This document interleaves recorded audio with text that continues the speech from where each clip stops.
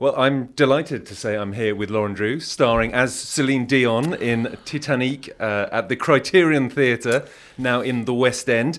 First of all, Lauren, thank you for joining us. Tell me a bit about the show. Oh, wow, where to begin? The show is mental. That's how I would start to explain it. But it is... It's a parody of the Titanic movie. It's with all the characters we know and love. You've got Jack and Rose, but however, Céline Dion makes an appearance and she says, whoa, this is actually how it went down from my perspective.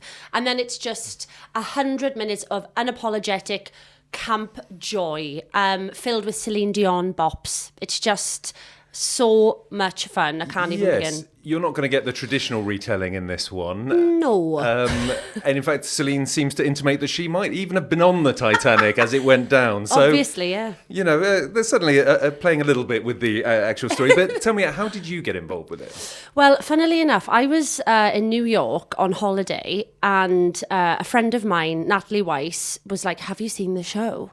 And I said, no, I haven't seen it. She said, you have to watch it. But we didn't have any time, so I actually didn't get a chance. But I'd heard so much about it. Then I got back to London and a few of my friends had seen it. And they said to me, I don't know if you've seen this show, but Céline Dion, like, it is just your part. So at this point, I'm going, oh my God, this is so weird. Like, I had about 4 people say it to me, and then I was really intrigued. Then I got an audition through. Looked it up a little bit, found out the kind of nature of the show, which was a bit bonkers. And I thought that is really fun, very different to anything I've done. And I was like, okay, I've got to go into this audition full throttle. So were you known as a sort of Céline Dion, I don't know, a stan or someone who could do her songs? Do you know, not particularly, but I've always adored her and idolised her. And I think obviously we all know she's vocally, you know, unmatched. But I've always loved her because she is the greatest of all time, but she's also just a great human. Every time she is on screen or she's done an interview, she's so generous and full of love and funny and quirky and kooky. And I've always adored her for that. And obviously we've all seen that documentary, which was heartbreaking, but it was also really insightful as well once, you know, I found out I had the job. But yeah, I got the audition through and then I went in with a full-length Nadine Marabi playsuit, which was so unlike anything I'd ever done before, with sequins and feathers. And I went in I was like, I need to go in as Céline Dion.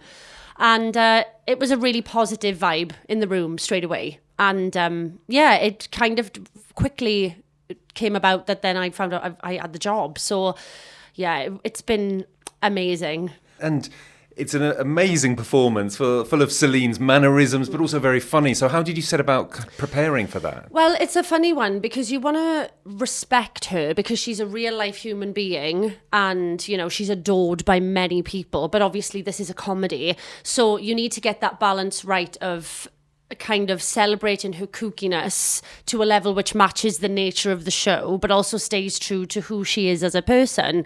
And that's what I really wanted to do. I never wanted it to be making fun of her because this is literally a love letter to Céline Dion. That's what this show is all about. So we celebrate her. And it's been a lot of like working a lot in the mirror, figuring out what looks right, what kind of looks a bit too much or not enough. And you know, my fiance, YouTube, TikTok is obviously great. I'm down with the kids now. I've got a TikTok account. Excellent. And then my fiance is obviously hearing me doing this accent through the walls, and he's like, "Who am I with? I don't know anymore. I don't even know who I am anymore." So yeah. She's clearly got a sense of humour. Yeah. Because I know certainly from before the UK run, but in the LA and the New York runs, her people reached out and said that this was a great, especially at a dark time. We talked about the documentary. She's got this terrible thing, this stiff person syndrome. Yeah. And then we saw her in the Olympics, which was such a wonderful moment. She came out and it was just extraordinary. But they clearly have, they and her clearly have a sense of humour. Have they seen this version of the show? Have they been in touch? What's the sort of contact like? I think they saw it off Broadway. Obviously, when all of this was coming about, they needed the rights for the songs. They needed permission from her people. There was a lot that, you know, obviously needed to happen. And they loved it. They absolutely loved it, and apparently she is over the moon with it. And I always say, can you imagine if she just popped along to the Criterion Theatre? Unlikely, but a girl can dream. And I think I would keel over from a heart attack. Now, tell me, are there particular highlights for you during the show? There are so many for the audience, you could tell by just sitting in amongst it. But which are the bits that you really look forward to doing as Celine? Do you know what's funny? Initially, something that really terrified me is now one of my favourite moments in the show. There is a section of improvisation that happens. Now, in my audition, I got to the final round, and Ty Blue, writer, director, said, he said to the pianist, can you vamp? At this point, I'm going, what is about to happen to me here? And he said, can you just talk? Can you just be Céline Dion? Just be. And I'm going, my brain's going into just overdrive. And it ended up becoming very crazy, and this kind of kooky, weird, improvised, like I'm in concert and I was riffing at them, and then I was having them riff back, and I was talking to them about, coming to the UK. I can't actually, it's all a bit of a blur. But then when I got the job, I thought, I've got a lot of work to do, because that's going to be something I'm going to have to do every night. And now it's just the best and so much fun. And I've really come into my own with it. And so this is the spooky, scary bit, that's right? Right. And, as I understand, it's different every night. Yes, well, it kind of like, even if I use the same idea, I'll try and change it marginally, just so that they never know what's coming. Or if, we do get people that come quite a lot, like quite frequently, because that's now starting to happen. So it's always, even if it's the same kind of setup, it's slightly different, because I just like to make them look a bit silly. So I like to use physical comedy as my improvisation. This is Rose and Jack, who you then set tasks.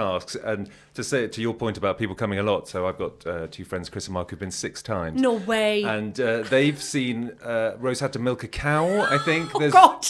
Throwing grapes. Yes. I saw where you were making Jack do pirouettes. Yes. So there's all sorts of...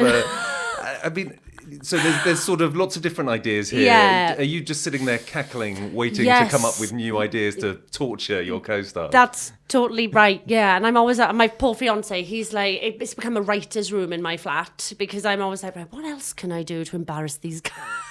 So it's not the director and the writer saying this, it's you going, right, what have I got? Yeah, because actually, funnily enough, there are some in the back of the script, but they're very, for an American audience, which I felt wouldn't read well here. We know we're all very different, aren't we? Humour and so I've taken even like a basic idea, and then I've adapted it so that it would kind of be more appropriate for the British audiences. So yeah, all the ones I'm doing now are all of my ideas, but it's great because, it keeps it fresh and fun. Absolutely. And I noticed there are a lot of British references as well. Yeah. So obviously it has been adapted. Has the cast really sort of poured in? Is the writers, how's it changed? Yeah, so in rehearsal, we read through the script, and actually the script read was one of the most amazing I've ever had. And when it just feels so right, and you're like, everyone is it's just so correct. And nobody was holding back. It was great. But we were like, there's a couple of things we don't really think will work. I hope you don't mind us saying. But Ty was brilliant. He was like, okay, no worries. What doesn't work? Let's go from the top of the script. What kind of references do you think would be good as a replacement?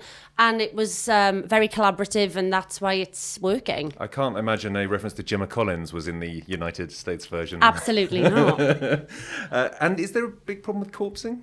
Oh, God, now that you mention it.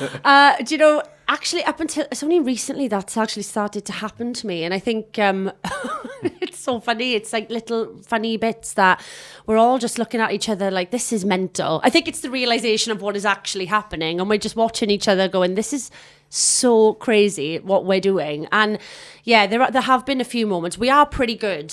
Because we had a long rehearsal process, well, long enough, without an audience for a comedy. 3 weeks is long enough. You need an audience.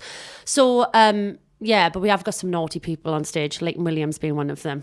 So he does make me laugh quite a bit. Tell me about working with Leighton. Oh, he's just fabulous. Like, he's just so generous and so hardworking, kind. I just feel so lucky that he's part of the cast, and I've known so many people that have worked with him over the years, and friends and stuff, and we've never crossed paths. But yeah, I tell him all the time just how brilliant he is. And he has a moment in the show, which I'm not sure if we can talk about because it's kind of like a reveal moment, but it is pretty cool. So if you haven't seen the show, definitely come for that.